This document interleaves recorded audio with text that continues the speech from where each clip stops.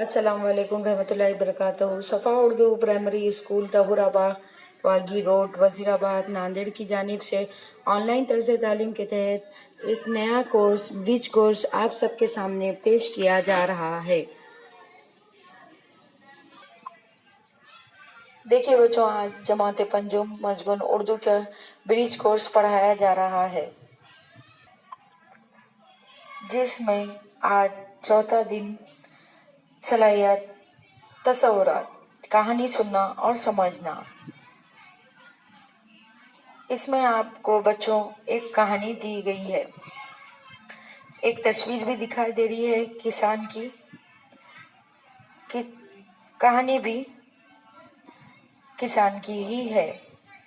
دیکھیے پہلا ٹاپک، آؤ معلوم کریں۔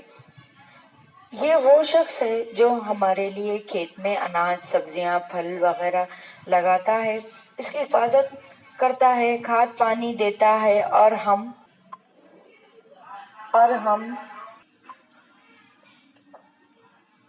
ہم تک یہ تمام چیزیں مہیا کراتا ہے۔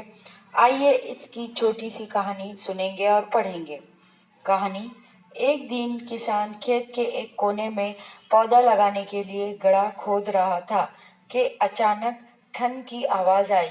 اس کی کھدال کسی سخت چیز سے ٹکرا گئی تھی۔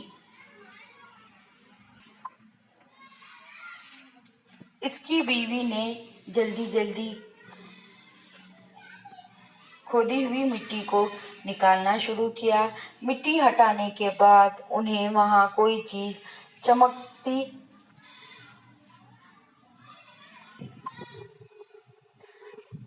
چپکتی دکھائی دی۔ کسان نے دو چار کھدالیں چلا کر مٹی کو اور ڈھیلا کیا۔ اب جو مٹی ہٹائی گئی تو انہیں وہاں پیتل کا ایک گھڑا دکھائی دیا۔ گھڑے کے منہ پر کپڑا بندھا ہوا تھا۔ کسی خیال سے کسان کی آنکھیں چمک اٹھی۔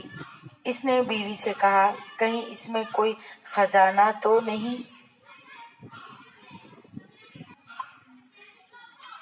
نیکسٹ ٹاپک ہے، آؤ اہلیت پیدا کریں۔ اس کہانی کو پڑھنے اور سننے کے بعد والدین، اساتذہ سے مزید معلومات اخذ کیجیے۔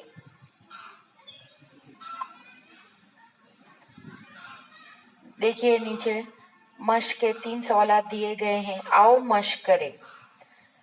پہلا سوال، کھیت کے کونے میں کسان کیا لگا رہا تھا؟ اس کا جواب آپ کو ابھی اوپر جو پیراگراف میں کہانی ابھی ہم نے پڑھے اس میں اس کا جواب مل جائے گا۔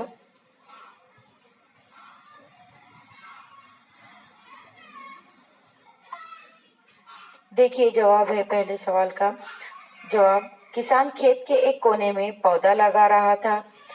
دوسرا سوال، کسان کی آنکھیں کیوں چمک اٹھی؟ پیتل کا گھڑا دیکھ کر کسان کی آنکھیں چمک اٹھی۔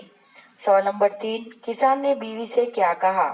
کسان نے بیوی سے کہا، کہیں اس میں کوئی خزانہ تو نہیں؟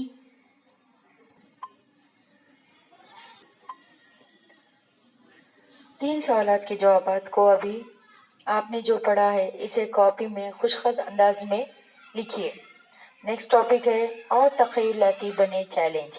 اپنے گھر میں گملے میں ایک پودا لگائیے اور اس کا مشاہدہ کیجیے کہ وہ کس طرح نشو و نما پاتا ہے۔ اپنے والدین، اساتذہ اور ساتھیوں سے اس کا تذکرہ کیجیے۔ صفائی اسکول کے بچوں، دیکھیے آج چوتھا دن یہاں پر ختم ہوتا ہے۔ انشاءاللہ اگلے ویڈیو میں ملاقات ہوں گی۔